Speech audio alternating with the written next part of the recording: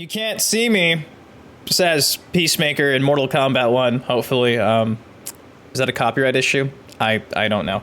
Hey, what's up? It's your boy Dynasty back with some more MK Uno, MK1 hype in your life. You guys do know Peacemaker's trailer just dropped this morning. If you missed my reaction, I'll have a card on the screen right now. Overall, pretty happy with what I saw. It seems pretty OP, but that's kind of par for the course when it comes to guest characters in Mortal Kombat games. That's kind of just always been the way it is until the patch after the upcoming patch. But regardless, if you haven't seen it, go watch my reaction. Janet Cage looks pretty insane too as a cameo fighter. It's not Johnny, it's Janet, but I'm going to be going over this article posted by Microsoft's Xbox Wire that pretty much breaks down the entirety of like the process of bringing apparently DC's unique character Peacemaker into Mortal Kombat 1. It's actually narrated by Nick Nicastro, who is a design manager over at NetherRealm Studios.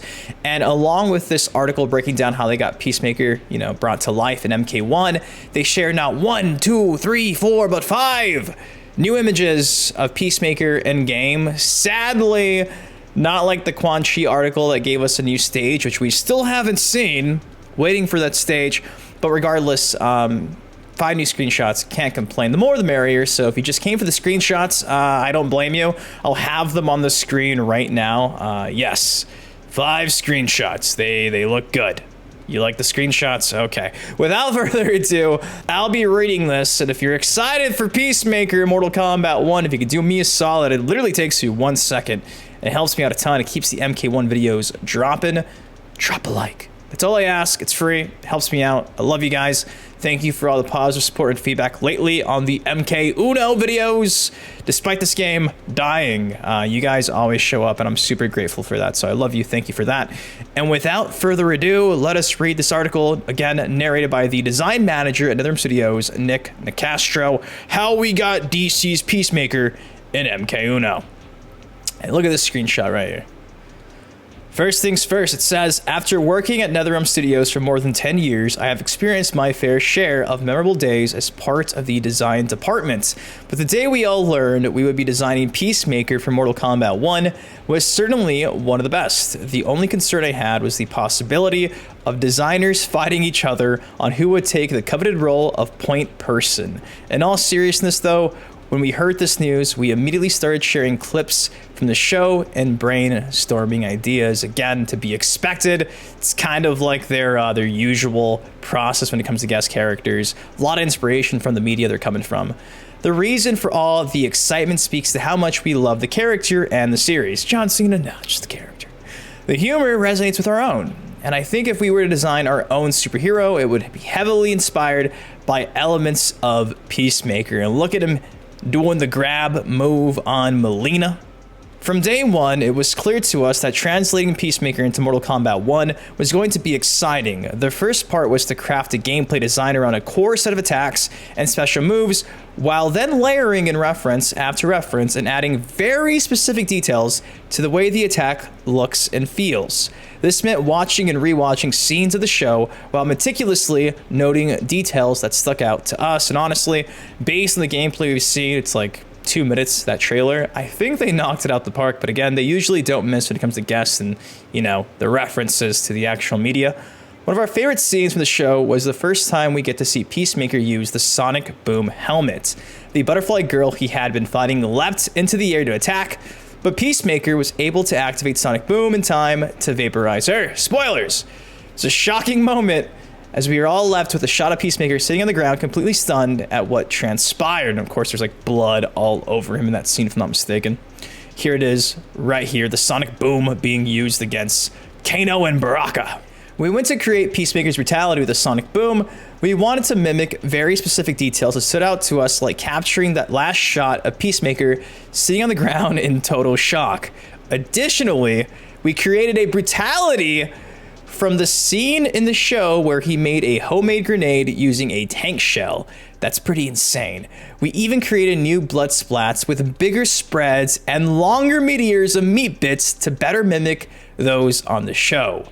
In all, this is part of the design process that we have a lot of fun with. So I'm looking forward to seeing this brutality inspired by the show.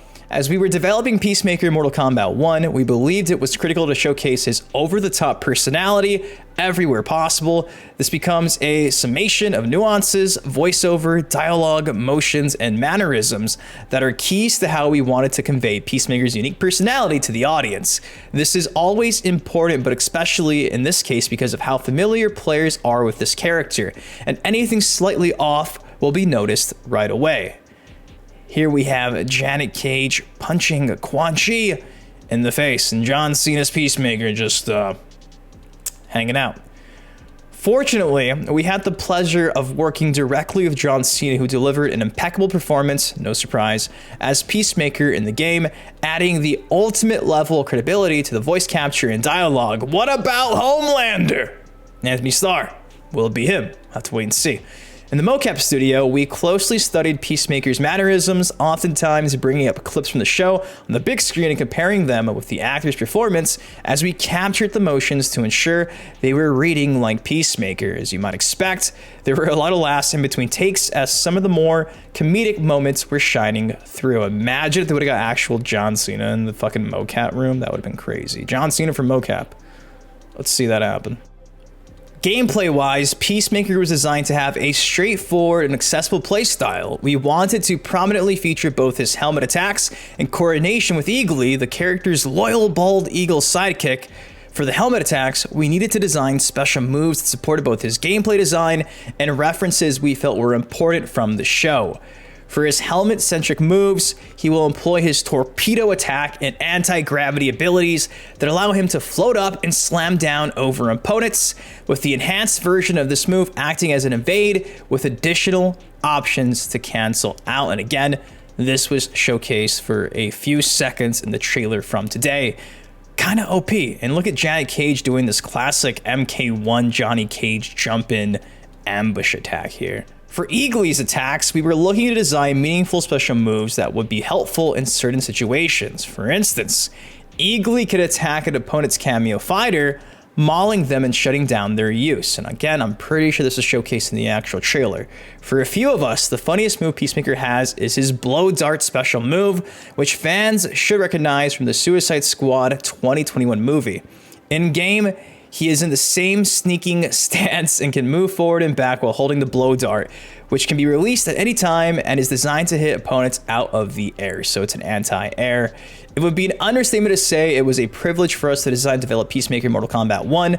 This was one of the most collaborative and fun experiences we've had as a design group so far. We feel that Peacemaker is a great fit for the Mortal Kombat universe, facts, and we can't wait for players to get their hands on him. Of course, he's available next Wednesday as part of the early access for Combat Pack owners, followed by wide availability on March 6th.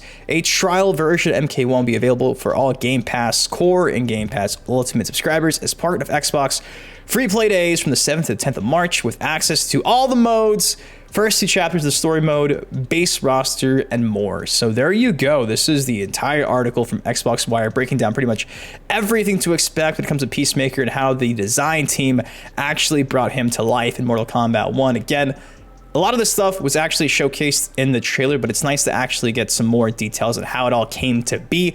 Again, will Peacemaker save Mortal Kombat 1? We'll have to wait and see. If you haven't bought the game, though, it's on sale for $42 on Xbox. If you guys want to check this out yourself to see the screenshots in full resolution, I'll have this linked down below. But I ask you the question: what do you think of Peacemaker in Mortal Kombat 1? Really wish that Nick Nicastro would have talked about Janet Cage, especially because she's featured in a few of these screenshots, but no mention of Janet whatsoever. But again, that's why we have a combat cast dropping soon, hopefully. But anyways, guys, what do you all think of this? If you enjoyed the video, do me a solid. Please take a second, drop that like. Of course, I love you. Thank you for watching. Till next time, been your host, Man Dynasty. Yes, please take care, stay safe, and I'll see you in the next video. Peace. Living on a crack, but I'm not superstitious. Count all these racks, I'll be steady, count 'em